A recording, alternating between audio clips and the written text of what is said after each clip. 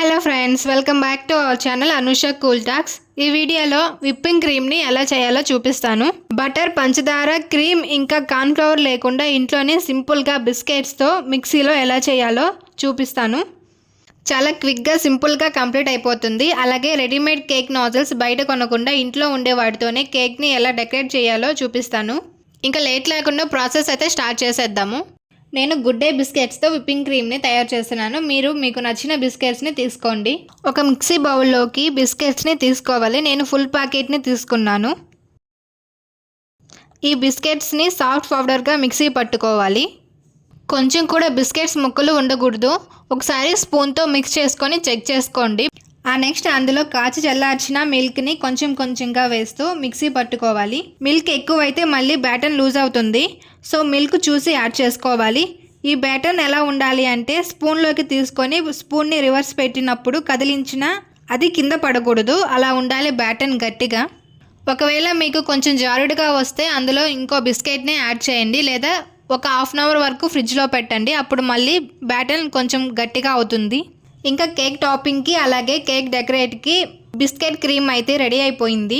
ఈ క్రీమ్ మీకు ఇంకా స్వీట్గా కావాలంటే బిస్కెట్స్ని పౌడర్ చేసేటప్పుడే 1 or 2 స్పూన్ షుగర్ని యాడ్ చేసి మిక్సీ వేసుకోండి. నేనైతే షుగర్ని వేయలేదు. మీకు అవసరం అనిపిస్తే 1 or 2 స్పూన్స్ని యాడ్ చేసుకోండి.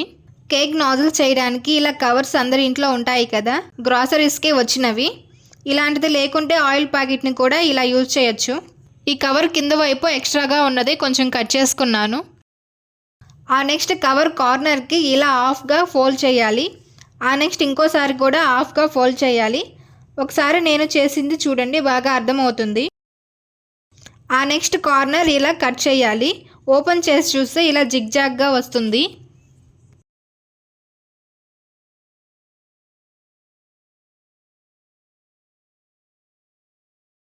నెక్స్ట్ మనం ప్రిపేర్ చేసుకున్న క్రీమ్ని అందులో యాడ్ చేయాలి.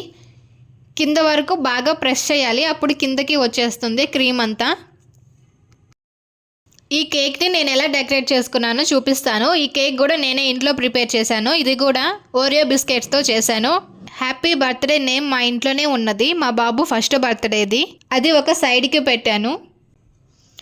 నెక్స్ట్ క్రీమ్ని ప్రెస్ చేస్తూ ఫ్లవర్ని వేశాను. మీరు ఫస్ట్ టైం వేసేటప్పుడు ఒక ప్లేట్లో ప్రాక్టీస్ చేయండి. ఫ్లవర్ని కానీ మీరు వేయాలనుకునే డిజైన్ని ప్రాక్టీస్ చేస్తే కేక్ మీద పర్ఫెక్ట్గా వస్తుంది.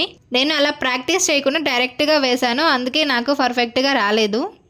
నెక్స్ట్ టార్గెట్, టేక్మార్ అని ఉంటాయి కదా, ఆ బిస్కెట్స్ని ఇలా మిడిల్లో పెట్టాను. నెక్స్ట్ కేక్ చుట్టూ ప్లేట్ కనిపిస్తుందని ప్లేట్ మీద కూడా రిబ్బన్ డిజైన్ వేశాను క్రీమ్తో. నెక్స్ట్ కేక్ ఫ్లవర్ మీద 2 ఎండు ద్రాక్షని పెట్టాను. మీరు జీడిపప్పు, బాదం ఇంకా బిస్కెట్స్ పౌడర్ని కూడా మీ క్రియేటివ్కి తగినట్టు పెట్టవచ్చు. కేక్ టాపింగ్కి కూడా ఈ క్రీమ్ని యూజ్ చేయవచ్చు ఎక్కువ క్వాంటిటీలో చేసి.